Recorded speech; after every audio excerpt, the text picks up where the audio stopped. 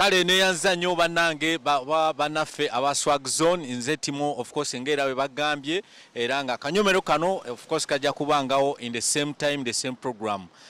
Tujja kuba tukulaga talanta still nga we zibadde nga ziba ez'abaana ab'enjawulo mu regions ez'enjawulo naku lwaleero tuli wano mu kibuga Jinja era nga tuyitiddeko ku art house industry emu ekuba ebifaananyi basiiga bayigiriza basomesa n'emirimu emirala mingi nnyo of course nge bajja okutunyonyola ebisingawo. Bannange aba Swag Zone of course mubadde mukikonyeeko naye nga wenyimiridde gye emirimu egimu ku egyo gye bakola. Kino ekifaananyi bakisiize busiizi ekya Iseife of course Gabula Nedopo wokuna kyabazinga nga kwotadde ne mama waife ine bantu Jovia Mutesi of course basiiga ebintu bingi nnyo ebiri culture eby'abantu obuntu yiwali eyo osobola okukoba ntya kanje nze na bansiige basobola okusiiga bulungi basiiga famire yo basiiga mukamawo babossiwo n'abantu ab'endawulo bo boyenze basiige byonna babikola. Tidda kulwisa nenda tambula empola mpola tuje munda nkulage ku waka wayibwe gwe bakola ate tudda kwegeya mukuku n'abo abakulira ekifo kino. Sigala ku Baba TV katukomewo.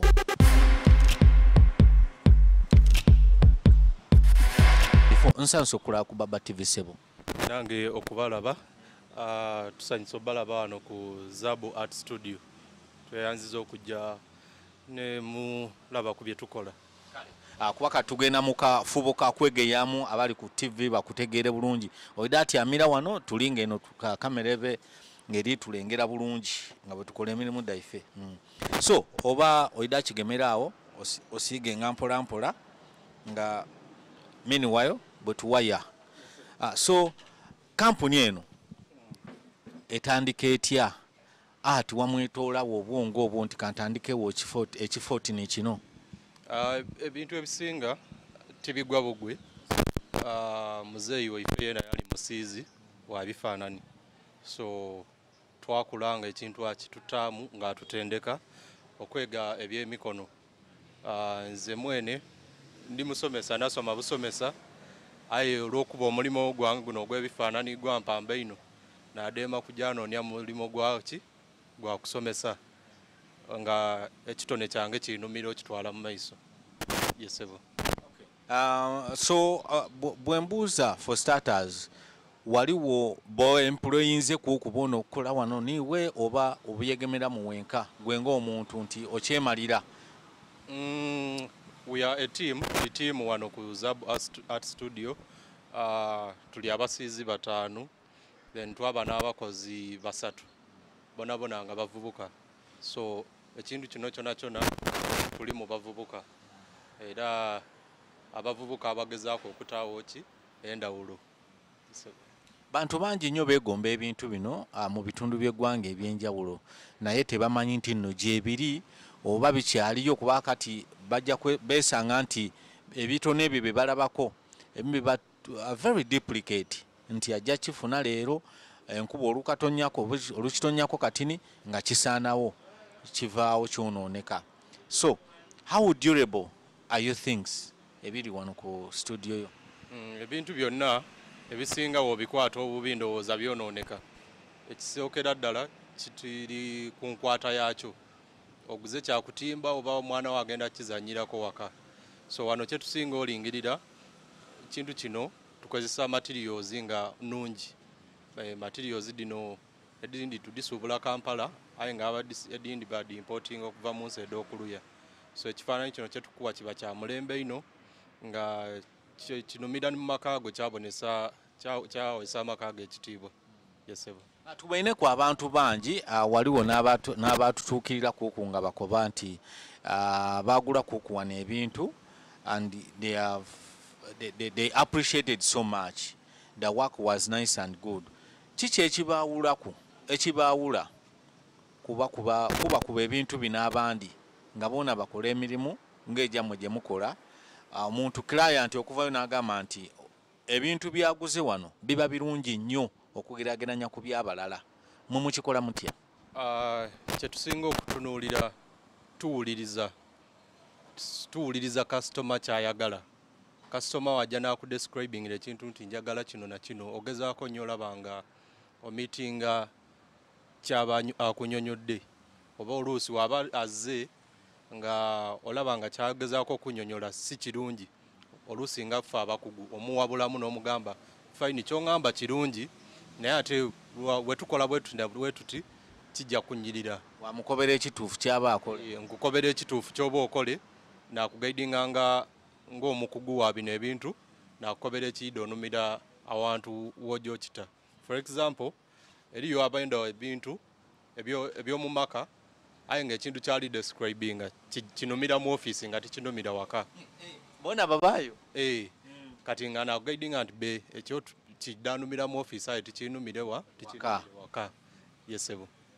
Okay, so tulire ku kukyokuyamba ku kyokusomesa osomesa n'abaana nti bwe mba nga ndinayo omwana wange muwala wange oba mutabani wange ndikwenda aide yena ayega ebintu bino musomesa oba timusomesa mukola just for sale?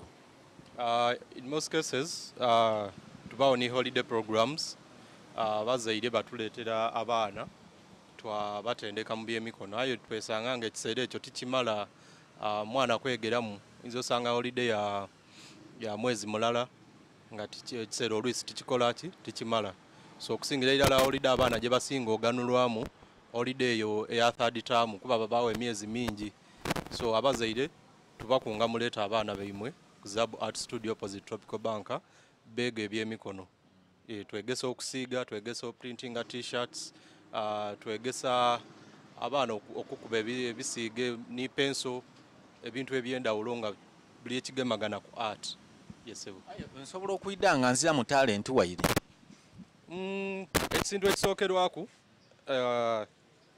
olayinza okuyida nga azira talent aye omwana otya nti ozira oyinza oba twaidi nti ozira ekisinga obukulu lindako ombuziza ekibuuzo ekiri fane ate nga kituufu nti wootegeera otya nti ozira talenti ati mba tigezangaku so mba netwala nti TD era nzira talenti ekisinga obukulu tutaawo embeera ey'okwezuula wasooka waakubamu wasiigamu kwawo awo otandikira okwenda okusiiga wakoba oti ekitegeeza bulido nsobola ki nsobola ebintu bya art bino waire mu isomero binfubirayo wano alisi wano ndibona nga byanguwa so tusooka kwendesa kintu kino ng'okaalijja mu maiso tutaawo embeera wasooka wagwa mu laavu n'okusiiga ebifaananyi wafuna moralo olwa atmosphere gye tuba tutairewo meweezuula wafuna ki okwongera ku talanta yo talanta bazimba buzimbe kizibu osanga omuntu nga yazuuka lunaku lulala yabaaki nti alina talanta yesebo. Okay. So abaana bwe basoma sometimes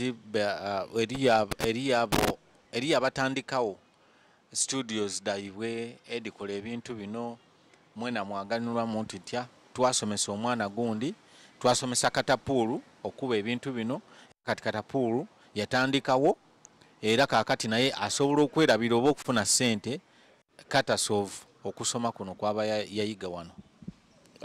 Era omugaso gwa art okusingira irala kukyusa mbeera d'abantu mu society mwetuba era ffena tuba tusomesa omwana oba omuntu yena tuba tulina tuli kwenda yeeyongereku oba ayongere ku bantu abandi mumbuvugira mu ngire eyo yene.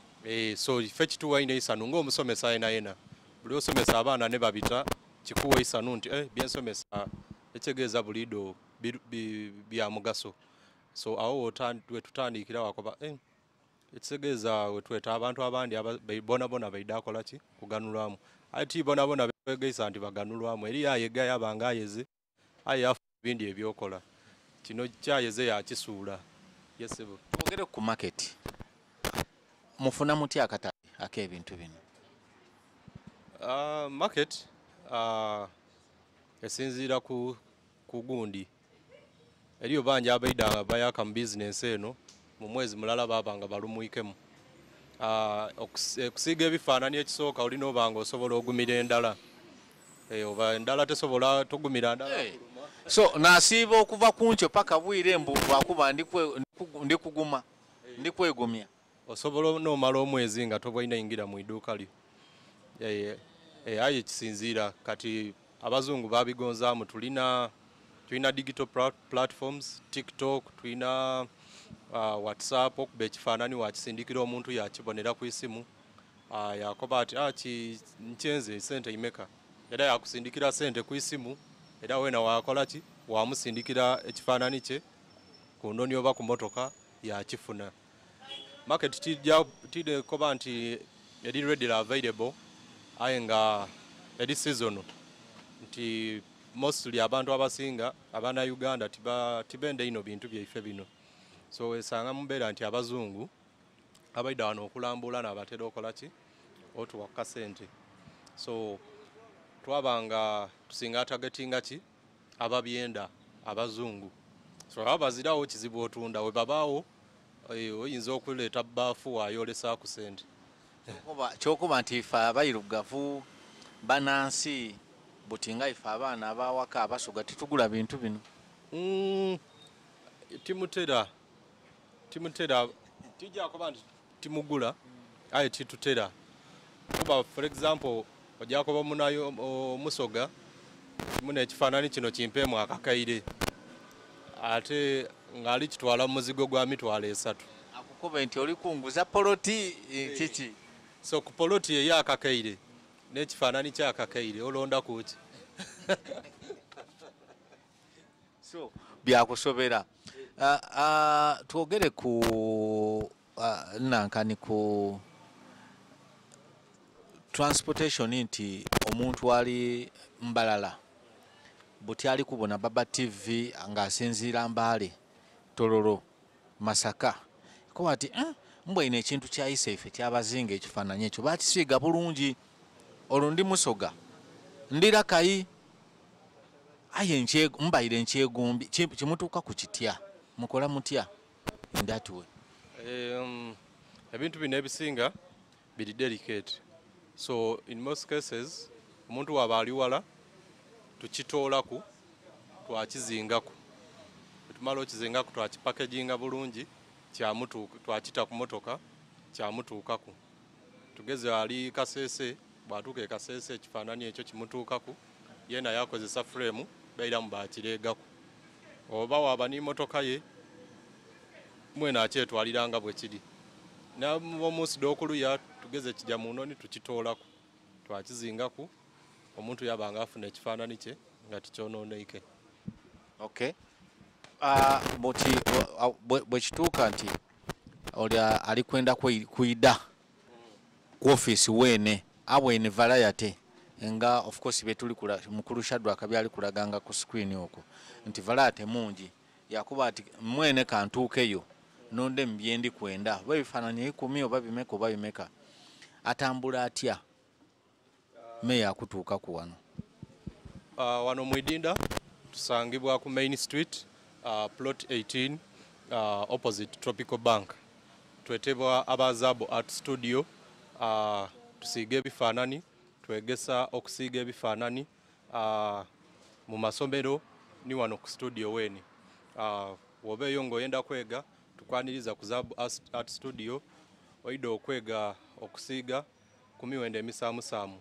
abenda okubasiigira portraits wano tutegeeza okusiiga ekifaananyi kyonga bw'ofaanana kyona tukisiiga oyenda surprisinga ku mwagalwawo enda surprisinga maama wo oba mukwano gwo ku birthday oba kumatiikira tukwaniriza ku Zabo Art Studio Jinja Main Street plot 18 opposite Tropical Bank tweyanziza ino so okonye ku kyamasomero okujja mu masomero mujayo mwasomesa oba mukola practical work abaana abo babonaku nti this is what you really do nga mulisiiga ebintu bino oba mujayo mwasomesa theory mwavaayo masomero tukola theory ni practical nti tulingirira nti amasomero agasinga gali ino mu theory so tuli besinga ino ku curriculum empyaka eya government gyatairewo okuta ebyemikono mu masomero so twegesa abaana mu masomero okusingira ddala aga secondary, sometimes ni primary, ebyemikono. So abaana batwalira materials basiiga, bafuna fan era bayega. Yes, muli ni branches mu Uganda ba muli wano wonka? Tuli Dinda wano wonka, tuzira branches Dindi. Okuba ni ba supplier bayimwe ba stockist mu bitundu ebyendawulo nti you after making mubeda ku ebindi mwatwala kuba Kampala mwatere eri abantu bayimwe, not basically your branch ayibona abatunda aye mwa stocking eyebyayimwe abakasitoma babyagana oba muzira. Ngabo okobye ku kya marketing, tutaku mu bifo ebyendawulo, tu displayinga mu mahoteli, tu displayinga mu bifo ebyendawulo, mu butalo obwendawulo, abantu basobola obigulira eyo. E Kampala osobola tusanga ku National Theatre ni ku Buganda Road, osobola osangayo waaka waife mu maduuka ag'endawulo. Waaka gwena bona ku National Theatre yali waimwe? Tu collaborating ni ba artist banaife yagema ku waaka waife ya mutimba kwewuwe yena yatuwa uwe twatimba kweno twabanga tugaziya ku katale bya bintu bya kwambagana. Yesebo. So obako obusembayo obwandi bayirenga obusembayo eri abazayira abo abalina abaana nga bandi bayire beta nga benda okuida okwega ebintu bino nga bandi agadde okuyiga ebintu bino n'abazadde benyini eri abaagala okuyiga ebintu bino nga alaba nina time ku weekend ng'okwo kangikozesa enzije njige oba omwana wange yakoma mu kino kagikozesa time eyo ajayige. Bubaka ki bwoyinza obbawa? Obubaka bwembawa abazadde n'abaana, ensi wetuuse ya bya mikono. Abaana tulisoma ebintu bingi ebitagenda tugasa oba ebitatugasa. For example, osomye Napoleon naye tosobola muteeka ku street ne bamukuwamu sente. Naye otukola ekifaananyi kyo kino, oba okoze entebe oba okoze emeeza osobola ogiteekaawo ne bakuwamu sente ate nga weeramula gwe kennyini. So mbakubiriza abazadde twanirize ebyemikono, tubijjumbire, tutwale abaana mu masomero mu vocational schools basome. Muleete wano ku Zab Art Studio ayiga ebyemikono okusiiga. Yesebo. Okay. Kakati nga tugenda wasiga ekifaananyi kino tunaatera okumba wasiga ekifaananyi kino ati yavaawa asiga ekifaananyi ekyo essanyu neziiyo oba ne vibe eyo wagijjawo n'ogamba nti kantuule kansiiga ekifaananyi kino n'omutima mulala kuba kyatrendinga ino ku social media ku mukolo kwene gwe twali kwebugemba awo kyatrendingirawo kyajja na buli wantu kyendiriti ne kuluya bakigula watolawo obwongo obwo wasiiga ekifaananyi ekyo. Inspiration y'okusiiga ekifaananyi kino yatandikira era mu mukolo nga isaife lituleetera inaife nakoba kansiiga eyo ekintu ekiritwidukiza olunaku olwo to commemorate that day. N'okuvaayo nasiiga ekifaananyi kino, tyasiiga kirala kino, nasiiga bingi era ebisinga babigula ku mukolo gwene nebaza batugulaku. Kino sawa dino kikaali wano tukifunira ku orders. Nga bw'oli kibona isaife yawooma ni inaife kyawooma era kyatunda ino era buli bayidawo abantu abasinga obungi tibategeera muntu kyoyo ali talented eyakoze ekintu ekyo era twena twasigala nga twewuunya nti muntu kyoyo aye paka ndowooza bakubweneku olwaleero. Amayina gange bandeta Bayot Namaino, ndi musomesa omutendeke owa secondary ate era ndi musiizi, byonna mbifuniemu mpangalira wana Idinda ku kyalo Mafubira abe Mafubira Mundidi ewo ife namutumba banzaala namutumba ebusiki kyalo Kigalama. Enamba edeisimu edisembayo matusiibula mu Fonvuwe Namba osobola okunkubira ku 0755 93 14 97 0755 93 14 97 akasoma kuba bakube kwe baba bakube ku Facebook Bayotina Maino Zabu Art Studio funvu ya Kyabazinga tuve wano Kyabazinga afunvuwe kale oyibadde talent show nakolwa leero wano mu Swag Zone nange Timo of course Katapulu naye abaako nnyo ku tiimu ne mukulu Shadrack wamu okulaba nti segment eno atugikutuusaako tutalaga mu buli nsonda y'eggwanga yonna bangi mbadde mulaba ekifaananyi ekyo basically naye nga temumanyi mwakiraba nnyo ne ku mukolo nga balese inaife isaife nga alese inaife kyatwendinga nnyo naye omwami oyo ye yali emabega waakyo mu ggwanga Uganda. Of course woba yagadde odo solo kuba ku namba ezo bano okuba kuzaffe zetussa ku screen kuno nobanga osobola okwekwasagana. Tweyanziza nnyo tweyanzeege twebaza omukulu Moses Grace balyeku olwa telefine eno okulagirako talanta z'abaana oba talents z'abaana mu ggwanga yonna basically nga tusinzira wano Busoga ewaffe ku butaka nga tusinzira wano ewaife ebusoga talents z'abaana dona buti balidi bona Uganda yona lwakuba Moses Grace bali kuwataawo TV eno.